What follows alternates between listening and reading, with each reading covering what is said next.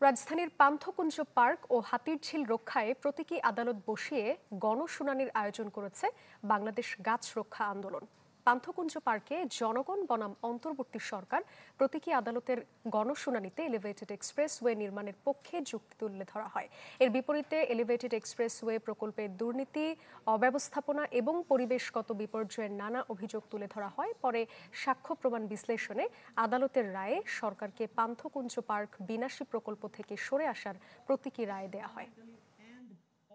প্রকল্পের চুক্তি ও অন্যান্য জনগুরুত্বপূর্ণ তথ্য গোপনীয়তার অজুহাতে জনসম্মুখে প্রকাশ করা হয় না, যার ফলে সব মেগা প্রকল্পই দুর্নীতিগ্রস্ত। আদালত ভবিষ্যৎ সকল প্রকল্পের স্বচ্ছতা ও দায়বদ্ধতা নিশ্চিত করার জন্য তথ্যের অবাধ সরবরাহ নিশ্চিতের আদেশ প্রদান করছে। আদালত সর্বসম্মতভাবে এই সিদ্ধান্তে উপনীত হয়েছে যে প্রকল্পের পরামর্শক প্রতিষ্ঠান ভিত্তির পরামর্শে আইন ভঙ্গ করা হয়েছে। প্রকল্পের পরামর্শক পরিচালক সহ সংশ্লিষ্টদেরকে আইনের আওতায় আনার জন্য সরকারি সংশ্লিষ্ট কর্তৃপক্ষের প্রতি নির্দেশ দেওয়া হচ্ছে।